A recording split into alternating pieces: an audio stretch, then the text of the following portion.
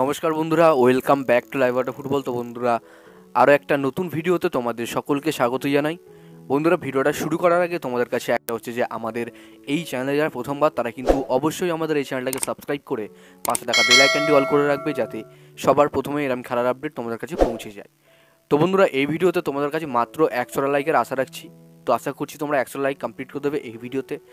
আর আরেকটা নোটিশ বন্ধুরা, দেখো, এই পরিবারে 10,000 মেম্বার হতে কিন্তু আর বেশি বাকি নেই। তো যারা প্লিজ নতুন এসছো এই পরিবারে অর্থাৎ এই চ্যানেলে, তারা কিন্তু অবশ্যই একটা করে সাবস্ক্রাইব করে দাও।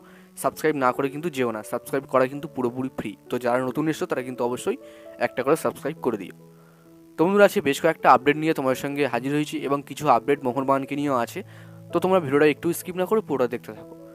তো বন্ধুরা, সবার প্রথমে যে আপডেট দিয়ে শুরু করি সেটা কিন্তু মোহনবাগানের অন্যতম প্লেয়ার এবং অন্যতম রাইট ব্যাক, সেটা হচ্ছে আশিস রায়কে নিয়ে। তো এই মুহূর্তে সবথেকে বড় যে খবর পাওয়া যাচ্ছে, চেন্নাইন এফসি তারা কিন্তু আশিস রায়কে অফার করছে তাদের দলে আসার জন্যে।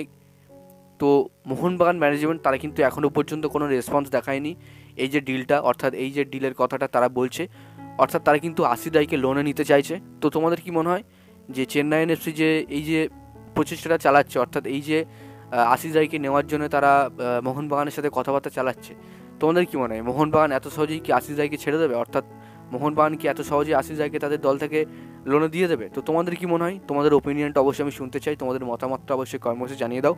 এটা আপডেট বেরিয়ে আসছে।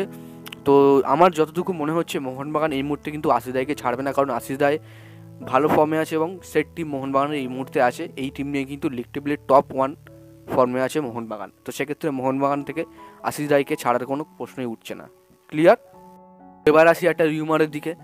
তো বর্তমানে কালকে থেকে শোনা যাচ্ছে যে মুকেশ আম্বানি নাকি সে কিন্তু ইন্টারেস্ট শো করেছে মোহনবাগানে, ইন্টারেস্ট দেখিয়েছে মোহনবাগান টিমে তিনি টাকা ঢালবেন। তো এই মুহূর্তে খবর বেরিয়ে আসছে যে তিনি কিন্তু মোহনবাগান দল নিলে সাথে কিন্তু দুটো ভালো ভালো বিদেশি তিনি মোহনবাগান টিমে খেলাবেন।